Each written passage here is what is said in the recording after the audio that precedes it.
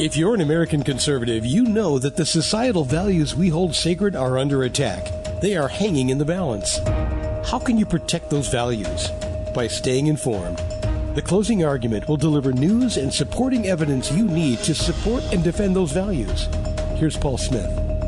Good morning. This is Paul Smith, your host of The Closing Argument. In this podcast, we discuss some of the important and controversial moral, political, and legal issues that affect us today and our families. Some of the things we discuss are often controversial and may even be offensive, but they need to be discussed, and that's what we do in this broadcast. Today, we're going to talk about the Dodd decision that was, well, actually, the Supreme Court has not yet come down with it. As you know, an advanced copy of this or draft of this decision was leaked to the press in early May, and it has been talked about every day in the news for the last 2 weeks. So I want to talk about one implication. Assuming the Supreme Court does indeed overturn Roe v. Wade, the question is, will this lead to the courts later overturning two cases, such as Lawrence case, which allows, which prohibits states from criminalizing homosexual behavior, and the Obergefell case, which legalizes same-sex marriage.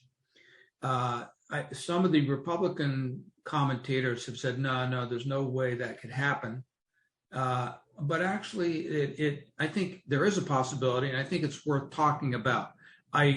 My prediction would be that these cases will not be overturned, and I want to give you some reasons. But this is a legitimate question, so I'm going to talk about that for a minute.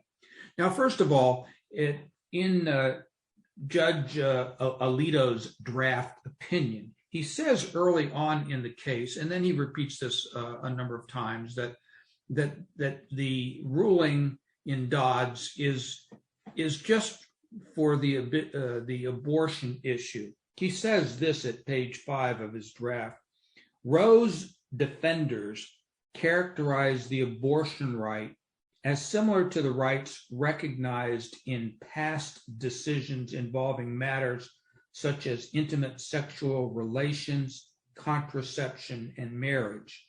But abortion is fundamentally different, as both Roe and Casey acknowledge, because it destroys what those decisions call fetal life and what the law now before us describes as an unborn human being. Right? The point of my mentioning that is in this decision, which I believe will come out, I think they will overturn Roe, they're pointing out that Roe is different because there was a competing interest there, that is the potential life of the fetus, or as some would describe, the rights of an unborn human being. So that is why I think the conservative commentators are correct in saying it's not likely that this could be or would be extended. But now I'm going to make the other case of why I think there is a good argument that other cases have reason to be concerned.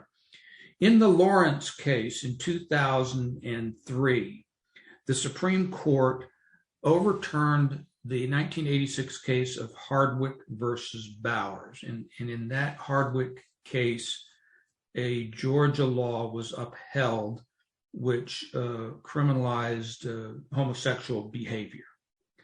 And so that was upheld until 2003. In 2003, the court strongly criticized Hardwick versus Bowers and overturned it. And in that case, the decision was it was a 6-3 decision. So it was good. It wasn't just 5-4.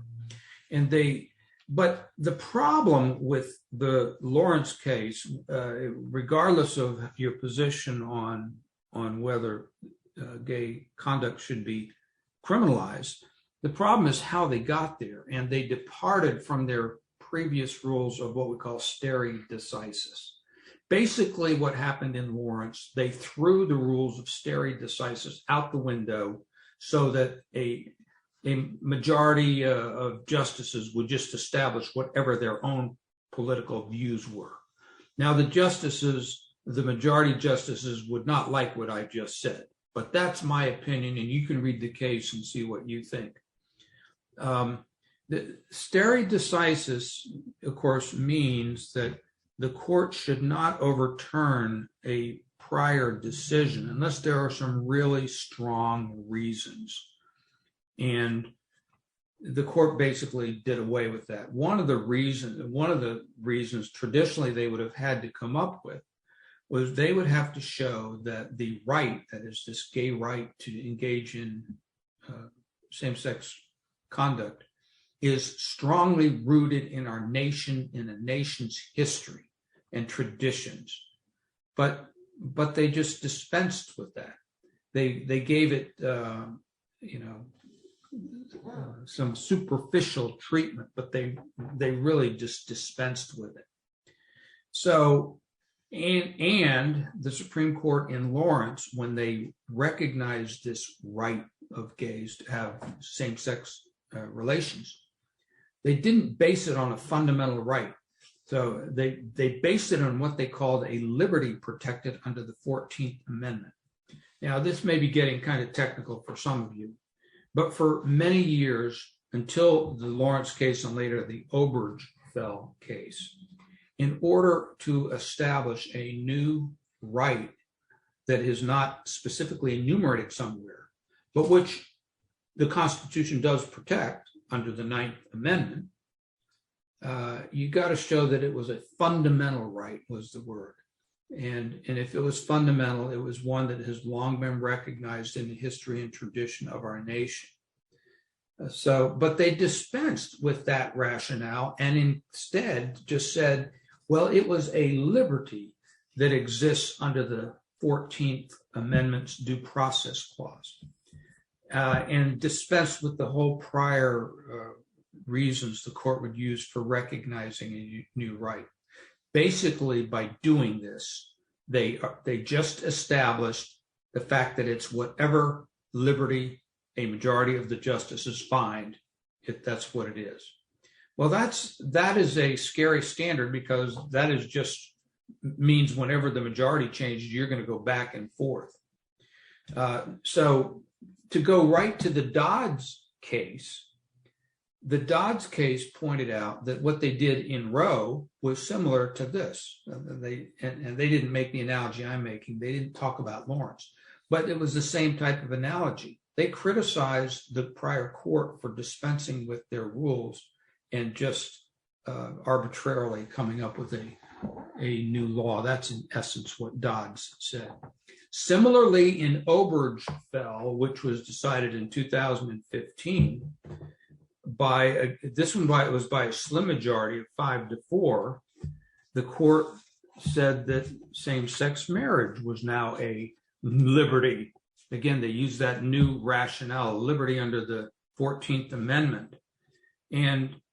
But again, there was no long-standing history and tradition of same-sex marriage being legalized anywhere. There were a handful of laws of states that recognized same-sex marriage. So what they did was totally discard with that basis for deciding what right was a long-standing historic right. To give you an example of a correct application of this would be the McDonald case of about the same time, I forget what year it was, when the Supreme Court held that an individual has the right to bear arms. And the liberals fought this, saying, no, there was no personal right to bear arms. But the majority pointed out that this right to bear arms had long existed in our history, was protected, and therefore they recognized it as a right protected under the Constitution. So those are two examples of how to do it. So having said that, let's just do a little analysis of what might happen with the Dodd case. So someone now is going to bring a case to the Supreme Court, and they are going to try to overturn the Obergefell case, which legalizes same-sex marriage. And they're going to bring the argument that for the same reason that Roe was overturned in Dobbs, that we should overturn Obergefell, because Obergefell was not properly decided. And there was no proper basis then. Is the court going to do that? Well, I think that's a good argument. And frankly, Obergefell was wrongly decided, in my opinion. And so, perhaps it should be overturned, returning the right to regulate marriage to the states. The reason I don't think it will happen, though, is reflected in another case that was decided in 2020. That's the Bostock versus Clayton County case. In that case, in Clayton County, an individual was fired because he or she was gay. It was that simple. And I think all of the Supreme Court justices, agreed, well, that's not right. But the issue before the court is not whether that was right or wrong. The issue was that a violation of Title VII of the 1964 Civil Rights Act? And the court a majority ruled that it was. But the problem with the ruling, and the reason it was a 6-3 decision, and 3 conservative justices dissented from the decision. Not because they felt it was morally wrong what had happened in Clayton, but legally it was wrong the way the court interpreted Title VII. Title VII is the prohibited discrimination based upon sex, and had always been interpreted as protecting women, but it had never been interpreted to mean you could discriminate against someone because they were gay. And in fact, Congress had considered legislation several times over the years where they sought to add the word sexual orientation and transgender status to Title VII, but it never passed. So the initial meaning of sex in that title was just whether it's a man or a woman. It did not extend to whether someone was gay or not.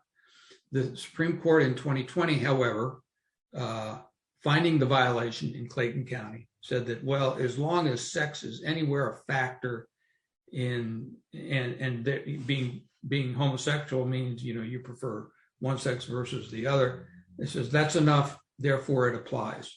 So the interesting thing in this case was to see the division between Justices Gorsuch and Roberts, who sided with the liberal justices and said, yeah, Title VII applies, and Justices Thomas, Alito, and Kavanaugh, who said, no, the court, you're changing the meanings. Those words never meant that you can't discriminate based on sexual orientation. Now you're changing the meaning, and they wouldn't go along with it. So the reason I mention that case is it shows that 2 of the conservative justices, Gorsuch and Roberts, are really inclined to give some protection to homosexuals, for example. So since you're dealing with, and my ultimate question is Dobbs going to lead to an overturn of Lawrence and Obergefell? I get the feeling that Justices Roberts and Gorsuch would not go along with that. And therefore, at this point, you don't have a majority that would go along. And indeed, then I think the conservative commentators today are probably correct that right, at least the right of gays to engage in homosexual conduct and for the right of same-sex marriage is not in jeopardy. I hope that's helpful. I know it's a little bit technical, but let me just say one more thing. You've got my website, and there you can find out about my book, The Fetal Right to Life Argument, which is very pertinent today because of what is going on and what will be going on.